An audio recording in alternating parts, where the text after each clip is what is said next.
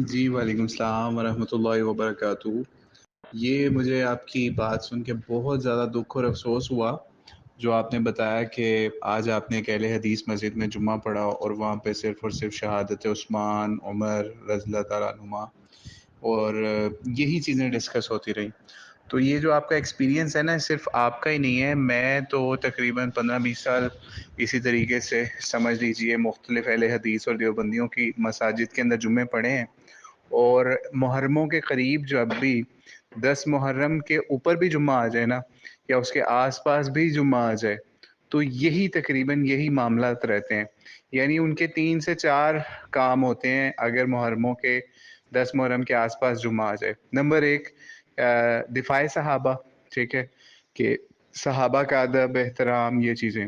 اور اگر اس کمیونٹی کے لوگ بہت زیادہ کہیں کہ جناب آپ کربلا یا امام حسین علیہ السلام کے حوالے سے کچھ بیان کر دیں، پریشر آ جائے، تو پھر کیا کریں گے؟ پھر یہ کریں گے کہ جناب یزید جو ہے اس کا ڈائریکٹ آرڈر ثابت نہیں ہے، اس کو امام حسین کو کوفیوں نے شہید کیا، یہ فلاں شیعہ کتاب کے اندر لکھا ہوا ہے، امام زین العابدین نے یہ کہا کہ عراق والوں نے کوفیوں نے شہید کیا، بخاری کے اندر ہے ابن عمر نے کہا کہ جناب یہ کوفیوں نے یا عراقیوں نے شہید کیا، جب ان سے پوچھا گیا دم کے حوالے سے، اگر مچھر کا خون یا مکھی کا خون لگ جائے آپ کے احرام کے اوپر تو دم کے حوالے سے۔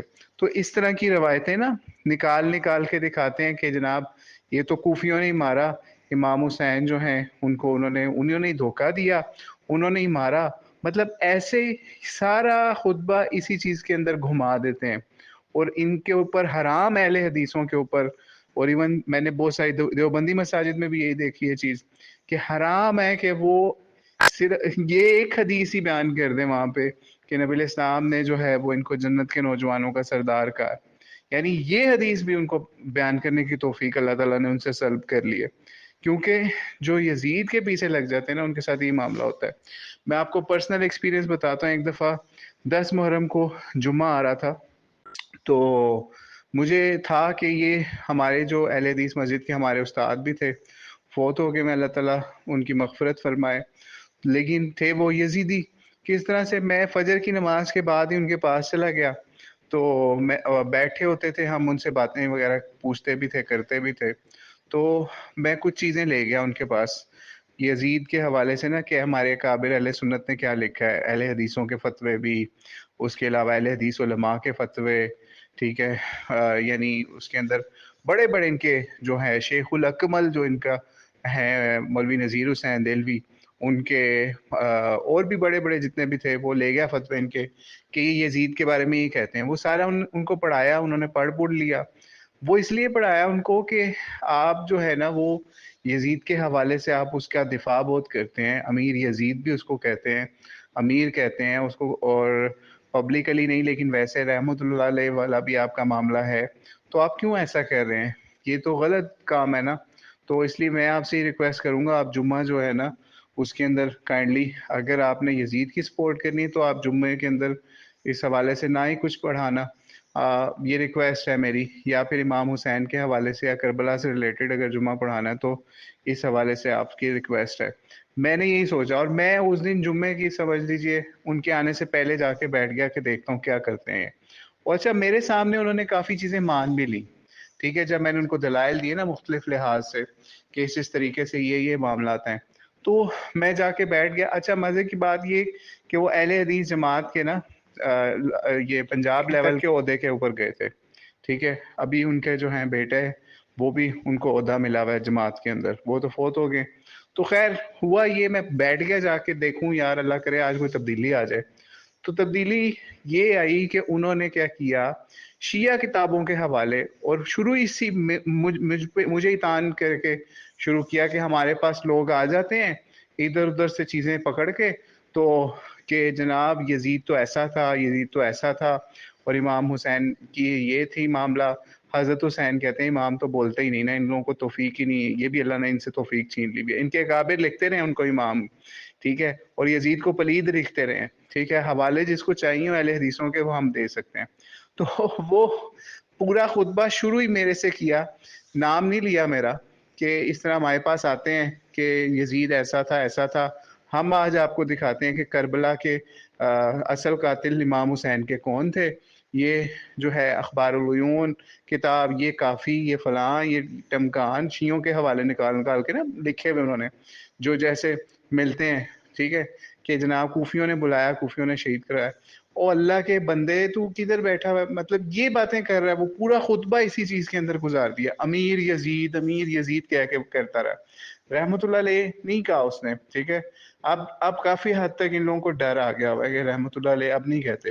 لیکن پرائیویٹ گروپوں کے اندر ان کے لڑکے لونڈے لپاڑے جو ہے نا، وہ بھی رحمت اللہ علیہ کر کے پوسٹیں لگا رہے ہیں. کسی کو چاہیے ہو تو میں اسکرین شاٹ دے سکتا ہوں.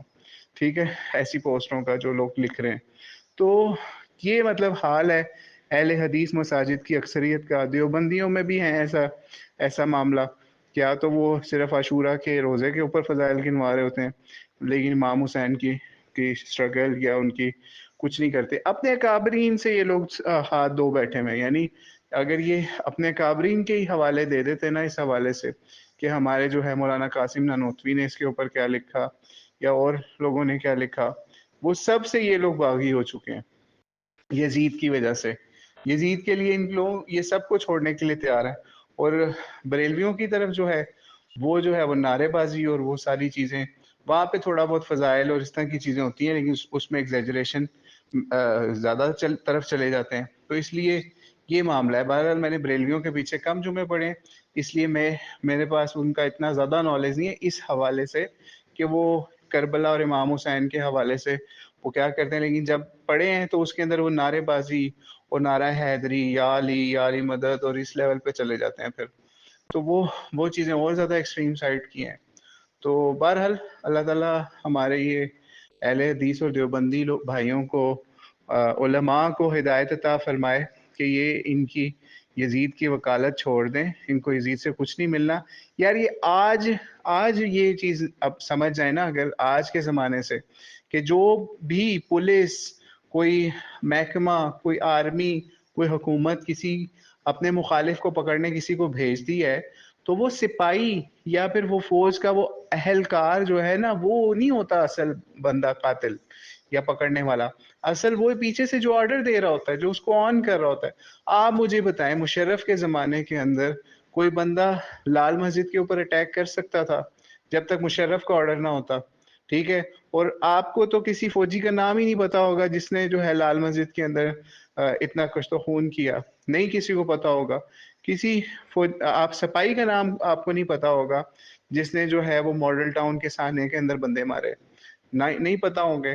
بہت ہی حد ہوگا تو آپ کو وہاں پہ جو ہے نا، وہ جو اس وقت کا ایس ایچ او تھا، اس کا نام زیادہ غالباً عمر ورکیہ جو بھی تھا، وہ نام آ جائے گا. تو اسی طریقے سے یزید کی فوج کے بھی مین جو بندے تھے، شمر ابن سعد، ٹھیک ہے، اور ابن زیاد، یہ ان گورنر، ان لوگوں کے نام ہی آپ کو نظر آئیں گے نا. ٹھیک ہے، اگر اس یزید کی اجازت کے بغیر، اس کے آرڈر کے بغیر یہ کام ہوا ہوتا تو آپ کے خیال میں وہ یزید نہ ان کو الٹا ٹانگ دیتا؟ تو اس لیے اللہ تعالیٰ کی پناہ ایسے یزیدی اہل حدیثوں سے بھی اور یزید کے حمایتی دیوبندیوں سے بھی. تو اللہ تعالیٰ ان کو ہدایت دے. لیکن یہ بہت ہی ظالمانہ فیل ہوتا ہے، اور یقین کریں جمعہ پڑھنے کو دل نہیں کرتا ان مساجد کے اندر جب یہ چیزیں دیکھتے ہیں. میں تو ایک دفعہ ایک عالم اسی طریقے سے، دیوبندیوں کی مسجد تھی، اور میں اس کا آپ کو لوکیشن بھی بتا دیتا ہوں. عابد مارکیٹ کے قریب ہی ایک دیوبندیوں کی مسجد تھی. تو عابد مارکیٹ اور گنگا رام کے درمیان میں وہاں بیٹھا جا کے، تو حضرت عثمان کی شہادت جو ہے نا، وہ 10 محرم کے قریب کوئی جمعہ تھا، تو اس میں بیان کر رہے ہیں بڑے زوروں شوروں سے. میں چلا گیا پاس ان کے. میں نے ان سے پھر بعد میں نماز کے بعد ملا، تو میرے تو رونا ہی نکل گیا یار، کہ یار آپ لوگ کیوں ایسا ظلم کریں؟ امام حسین اتنے مظلوم ہیں کہ جمعے کے خطبے میں بھی آپ ان کا ذکر نہیں کر سکتے. ٹھیک ہے، آپ کریں شہادت عثمان بیان کریں، عمر بیان کریں، ہمیں ان سے پیارا کون ہے؟ لیکن ابھی دن تو دیکھیں، کیا حضرت عمر کے دن کے اوپر آپ لوگ شہادت حسین بیان کرتے ہیں؟ کبھی بھی کوئی نہیں کرے گا. شہادت علی بیان کرتے ہیں، کوئی نہیں کرتا ہوا نظر آئے گا. لیکن مظلوم صرف امام حسین ہی ہے. تو آپ کیوں ایسے کر رہے ہیں؟ اس نے آگے سے اپنی جسٹیفیکیشن دی مولوی صاحب نے، کہ جناب ہم ایک سیکوینس سے چل رہے تھے، حضرت ابو بکر کی لائف کور کی، عمر کی اب حضرت عثمان کی آ گئی ہے تو اس لیے ان کی شہادت بیان کر رہے ہیں. آگے جو ہے ہم نے حضرت علی کی بیان کر دی ہے، پھر حضرت حسن حسین پہ ہم نے پہنچنا ہے. تو یہ آگے سے اپنی اپنی لاجک سے انہوں نے نکالی ہوتی ہیں. تو لیکن یہی چیزیں جو ہیں وہ اپنے اصول. اب رمضان کے اندر کیا آپ کے خیال میں رمضان کے علاوہ مسائل ڈسکس کر رہے ہوتے ہیں؟ کبھی بھی نہیں، رمضان سے ریلیٹڈ ہی بات کر رہے ہوتے ہیں.